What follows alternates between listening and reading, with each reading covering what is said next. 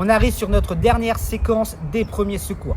Là, on va parler d'immobilisation, on va parler d'entorse, on va parler de fracture. Je vais te présenter ici le minimum de matériel que tu peux emporter avec toi. Tu vois, ça prend pas beaucoup de place et qui va pouvoir te servir justement à faire tout type d'immobilisation, à immobiliser n'importe quelle partie du corps. Je vais commencer par l'attelle split. Ça, c'est une attelle, comme tu peux le voir, qui est hyper flexible. Donc, en fait, tu peux lui donner absolument la forme que tu veux pour immobiliser ce que tu veux. On a l'attelle triangulaire avec des trombones. Donc, ça va permettre, par exemple, de venir immobiliser un bras pour ne plus qu'il bouge pendant que tu te déplaces. Ça va te permettre de venir immobiliser un poignet. Et enfin, on a plusieurs types de bandes à avoir dans la trousse de secours. On va avoir la bande extensible, comme celle-ci. Elle va permettre justement d'appliquer une certaine pression, d'éviter que ça bouge. Et on a bien sûr les bandages classiques en tissu qui vont nous permettre de venir entourer, protéger une plaie. On va faire avec ce qu'on a sur le terrain. On va commencer par les immobilisations osseuses. Alors pourquoi est-ce qu'on va venir immobiliser? Tout simplement parce que sur le terrain, nous on n'est pas médecin, on n'a pas accès à des scanners, on n'a pas accès à des radios, quoi que ce soit. Donc dans l'optique d'une douleur, on prendra toujours le cas le plus extrême. On considérera toujours que c'est une fracture, on va venir immobiliser. Et pourquoi est-ce qu'on immobilise une fracture? Tout simplement parce que si tu as le bras par exemple de péter ou le coude et qu'il bouge comme ça quand tu marches, que tu le mets dans tous les sens, alors non seulement tu vas douiller, mais d'une douleur inimaginable, mais en plus tu as le risque par exemple qu'un morceau d'os se déplace. Il peut venir perforer une artère, il peut venir perforer une veine, il peut venir perforer un muscle. Et là, ça va être un risque d'hémorragie interne. Et comme on l'a vu tout au long de cette formation, sur les hémorragies internes, nous, on ne va pas pouvoir agir. On ne va pas pouvoir faire grand-chose. Après, il ne faut pas mettre de côté l'expérience, c'est-à-dire les choses que tu as vécues, les douleurs que tu as déjà vécues. Moi, maintenant, je suis capable de dire sur un bras, sur une jambe, si j'ai une fracture ou si j'ai une entorse ou si c'est simplement déboîté. Mais ça, c'est parce que j'en ai subi des dizaines. Je te raconte pas le nombre de béquilles que j'ai chez moi, le nombre de fois où j'ai été plâtré, le nombre de fois où j'ai eu une attelle, où j'ai eu des cervicales. Donc je sais reconnaître la douleur. Mais quand il s'agit d'agir sur quelqu'un, tu pourras jamais interpréter sa douleur. Si c'est quelqu'un comme moi qui a eu l'habitude de ressentir des douleurs vraiment très fortes, très longues, qui a vraiment eu des os pétés, tu vois. Et ben moi par exemple la douleur, je vais beaucoup mieux la tenir. Moi, quand je vais dire un 10, c'est que c'est vraiment une urgence vitale absolue. C'est que j'ai un trou quelque part, c'est que j'ai un truc qui a été perforé. Mais sur quelqu'un qui a jamais connu de douleur, qui a eu qu'une petite entorse au doigt, par exemple, ou des choses comme ça, et ben, quand il va te dire « ouais, j'ai mal à 8, ben, peut-être que c'est simplement qu'une entorse un peu plus sévère. C'est simplement un os qui a été déboîté. Mais nous, comme je viens de te le dire, on n'est pas médecin, on ne sait pas, donc on va agir comme si c'était le cas le plus extrême. Et on va commencer par l'immobilisation du bras, l'immobilisation du poignet. Alors le principe d'une immobilisation, c'est simple.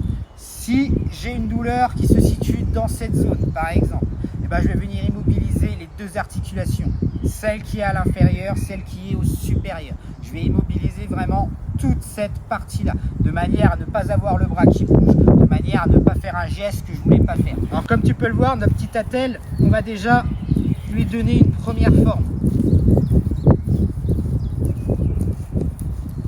Ça va être beaucoup plus simple.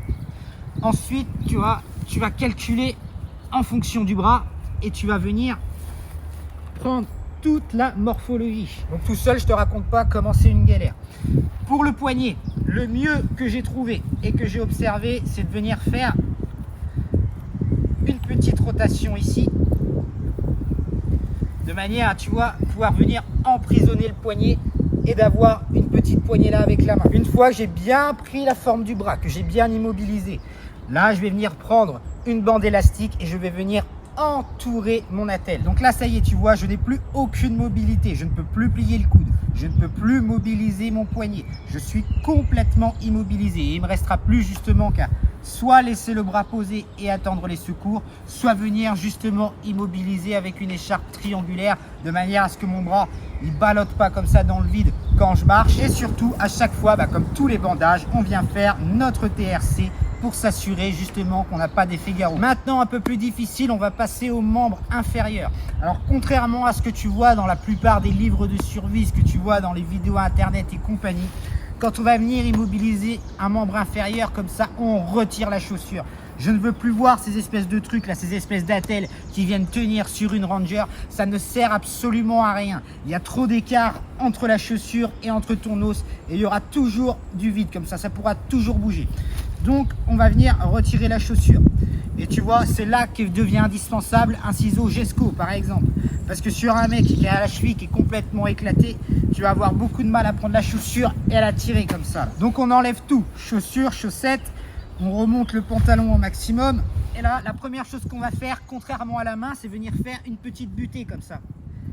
Et la petite butée, on va venir l'appuyer contre le talon, contre le pied. Et maintenant, je vais repartir dans le même procédé. C'est-à-dire que je vais entourer et je vais venir serrer mon attelle. Et toujours, bien sûr, en évitant un effet garrot. Et c'est pour ça que ce sera toujours beaucoup plus facile, surtout dans des situations comme ça, d'avoir un collègue, d'avoir quelqu'un pour pouvoir t'aider.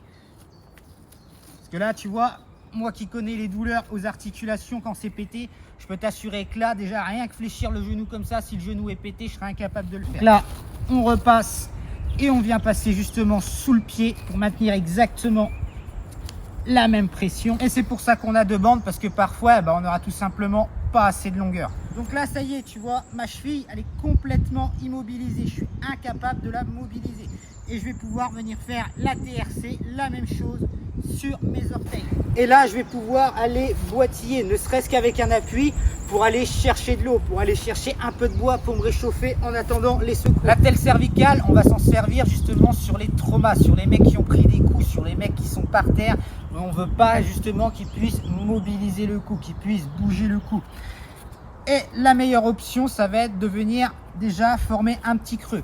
En fait, l'objectif de la telle cervicale, ça va être de pouvoir maintenir ton menton. Donc c'est la première chose à faire, c'est prendre la forme du menton, la forme du cou, descendre aux extrémités derrière les oreilles et venir justement entourer le cou. Et là, on va pouvoir un peu plus spécialement, on se méfie justement de ce que je viens de faire, d'avoir une pointe qui rentre à l'intérieur. Tu vois, ça y est, je suis immobilisé à partir du menton. Je ne peux plus faire de geste oui, je ne peux plus faire de geste non. Et on laissera le mec complètement immobilisé. Et s'il faut, on viendra travailler la forme. On va chercher une forme, pas parfaite parce que tu ne l'auras jamais par rapport à des équipements médicaux. Mais ce qu'on veut justement, c'est pouvoir maintenir les cervicales sans que ça bouge, sans venir bloquer les voies respiratoires, sans venir créer une pression. Donc ça, encore une fois, c'est un geste d'ultime recours, c'est un geste de premier secours d'ultime recours. Si les secours, ils arrivent dans 20 minutes, une demi-heure, tu ne touches pas aux cervicales, tu ne fais absolument rien, parce que ça peut très vite déraper. Donc tu as compris le principe. Par exemple, si c'est un coude que je vais immobiliser, je vais le mettre de cette manière-là, et je vais faire mon attelle comme ceci et je vais venir immobiliser. Les genoux, ce sera pareil. En fin de compte, on va s'adapter au mouvement de l'articulation et surtout à la taille de notre attelle, à ce qui est disponible. Si c'est un doigt que j'ai besoin d'immobiliser, hop, je mets un coup de ciseau, j'adapte la taille, je viens me faire une attelle à mon doigt. Et donc, si j'ai pas d'attelle en situation de survie, comment je vais pouvoir faire pour pouvoir immobiliser un membre comme ça? On a deux solutions. D'abord, on pourrait utiliser des baguettes en bois comme ça. On pourra entourer toute la jambe s'il le faut et venir solidifier la structure avec un bandage. Et on verra ensemble dans le chapitre abri, dans le chapitre feu, comment notamment utiliser notre couteau de survie avec des techniques de bâtonnage pour venir par exemple fabriquer ce genre de petites planchettes qu'on pourra utiliser par exemple à la place d'une attelle pour venir justement bloquer une articulation. Et ce genre de planchette, on va pouvoir en faire de différentes tailles, de différentes formes, de différents volumes. On pourra aussi les utiliser accessoirement combinés avec une attelle, par exemple sur des mecs qui ont vraiment des gros bras, qui ont des gros poignets, qui ont des gros mollets, là où l'attelle elle n'aura pas suffisamment d'épaisseur, elle n'aura pas suffisamment de longueur. Et on pourra aussi par exemple utiliser ce genre de technique en combinaison avec une attelle sur des fractures qui ont l'air vraiment sévères, des fractures qui sont très douloureuses, pour pouvoir justement compléter l'immobilisation. On y est, donc là mon poignet il a été immobilisé avec une attelle. Maintenant le problème c'est que si je me trimballe, tu vois, comme ça, ça va faire hyper mal. Se promener comme ça, ça bougera toujours. Donc ce qu'on va chercher à immobiliser maintenant, c'est les mouvements. les mouvements de balancier entre autres par exemple. Ce que je vais te montrer maintenant, c'est une méthode que j'ai essayé de trouver à force de débrouillardise, de chercher, de voir comment est-ce que je peux immobiliser mon bras tout seul. Il y a sûrement de meilleures méthodes qui existent, il y a peut-être d'autres façons de faire. Moi, c'est celle que j'ai déjà utilisée et qui a marché. Donc ça, c'est ce qu'on appelle une écharpe triangulaire. Donc je le répète, à défaut, si tu n'en as pas, bah, tu utiliseras une écharpe, un t-shirt, peu importe. Et l'écharpe triangulaire, donc comme son nom l'indique, c'est un triangle. La base du triangle que tu vois ici, qui est toute seule, c'est ce qu'on appelle le sommet. Et les deux côtés, c'est ce qu'on appelle les chefs. Les chefs vont servir à faire des attaches et le sommet va servir à venir fixer, à venir exercer une pression. Alors moi, la technique que j'ai déjà utilisée, c'est celle-ci. Donc là, tu imagines, en plus, mon bras, il est complètement bousillé, hein, donc je ne peux pas trop le mobiliser. Je vais essayer de le placer au niveau des épaules. En fait, il faut toujours rester dans l'axe. Le sommet du triangle le plus loin possible vers mon coude. Je vais essayer de gagner un maximum de distance. Et je vais commencer à faire un nœud avec les deux chefs. Donc dans ces cas-là, bah, on se démerde, hein. On utilise la bouche. On fait ce qu'on peut. On vient faire deux nœuds que ça tienne.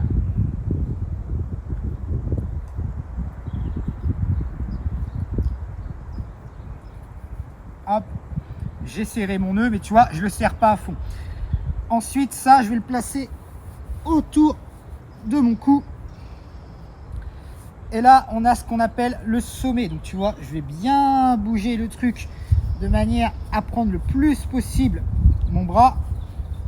Et ça, je le passe en dessous. Et je viens le récupérer à l'intérieur. Et au fur et à mesure que je le fais, tu vois, et ben ça resserre le nœud qui est autour du cou. Et ça, on peut le tourner. On va essayer de gagner un maximum de tension. Et ce que j'aime bien faire, c'est utiliser justement des petites épingles. Et ça permet de venir piquer, tu vois, un morceau de tissu, même si c'est une écharpe, peu importe. Et ça me permet de trouver une certaine tension avant de refermer. Voilà. Et là, tu vois, eh ben, je peux aller chercher du secours, je peux me déplacer, je peux au moins aller chercher de l'eau, je peux aller chercher un peu de bois avec ma main valide. Je peux toujours bosser, je peux toujours m'en sortir. Et là, le bras, tu vois, il bouge pas, hein. Je peux faire ça, je peux sauter. Donc dans la réalité, nous, ce qu'on fera en premier secours, c'est exactement la même chose. On viendra d'abord passer l'un des chefs sur l'épaule, le deuxième chef par-dessous, on va venir faire un nœud. Et là, à la place de ce que j'ai fait avec le sommet, on le laissera sur le côté et on viendra tortiller et faire un nœud ou accrocher avec du scotch. Et lorsqu'il s'agira justement d'immobiliser toute cette partie-là du bras en plus avec l'épaule, on viendra remettre un autre tissu par ici et on fera exactement la même chose de manière à avoir un soutien au niveau de dessous le bras et un soutien justement sur le côté du bras. Voilà qui met fin à notre troisième chapitre sur les premiers secours.